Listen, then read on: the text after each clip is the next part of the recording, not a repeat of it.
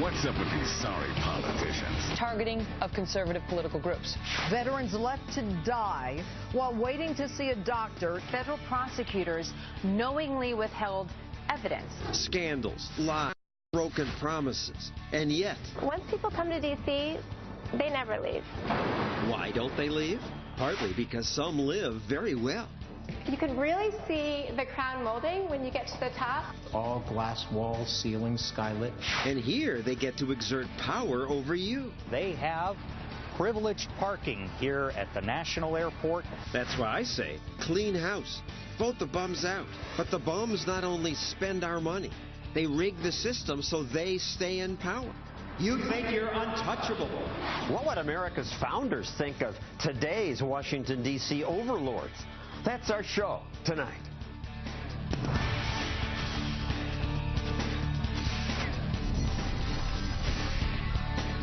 And now, John Stossel. It's election season, and this year I keep hearing that voters are angry. President Obama's approval ratings are way down, and approval of Congress is even lower. It almost makes me feel sorry for our overlords in Congress. They're all going to lose their jobs. Voters will vote in new representatives. Except they won't. Voters almost never throw the overlords out. Remember what was called the bloodbath election of '94? Republicans took back the House. Time magazine called it a GOP stampede. The late anchorman Peter Jennings said voters were like 2-year-olds throwing a tantrum.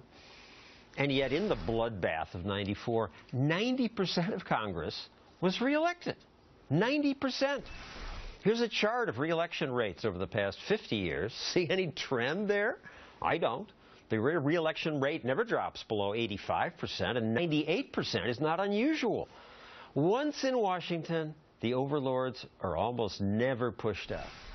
But this year, reporters say it'll be different. There's this anti-incumbent fervor.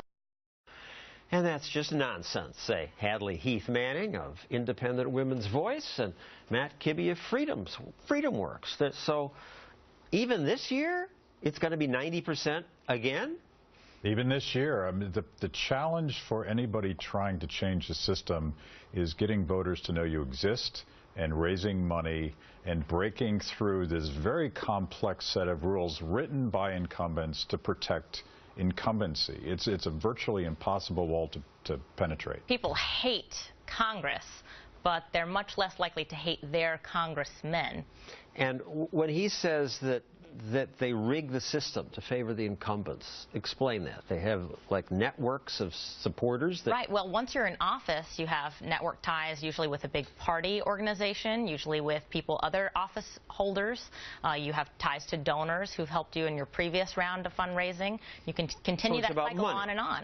Money plays a big role, but so do network connections. And even here in the United States, where we don't have kings, we still have political dynasties, people in connected families even. Outside groups, thanks to the Supreme Court, are now allowed to speak about politics via campaign ads. And today, Democrats tell us that kind of spending by outside groups is a threat to democracy. Harry Reid calls it dark money that's threatening to tear apart the fabric of democracy.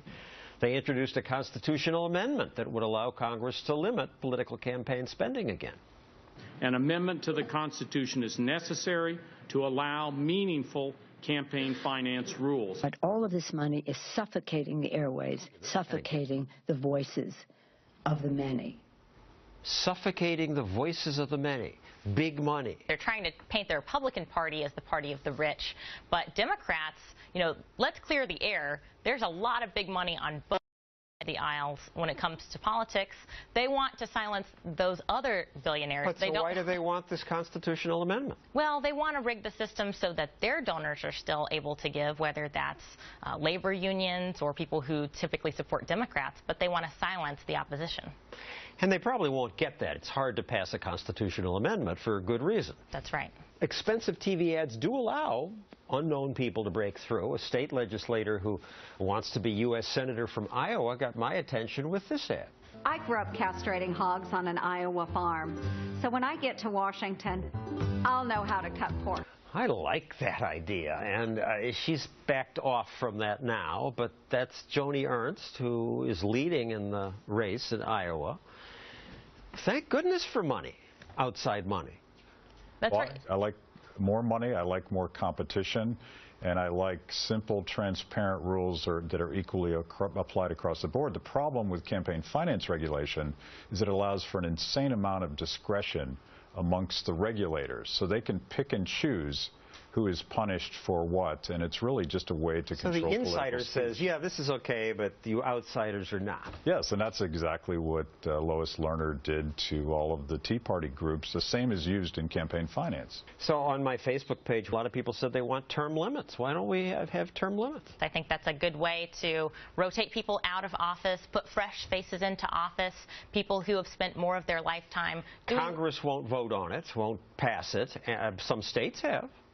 And it causes more turnover. And the data do show that the longer they stay in office, the more they spend. The ultimate job of our legislators is to uphold the Constitution and fulfill the constitutional duties of our legislature. Oh, but come on, that's just old stuff. When they have mission creep and they get so far outside of their important duties and a budget and doing basic legislative duties for the American public, that's when we see more money flooding into politics. That's when we see more people attached to the power that being in a public office can bring.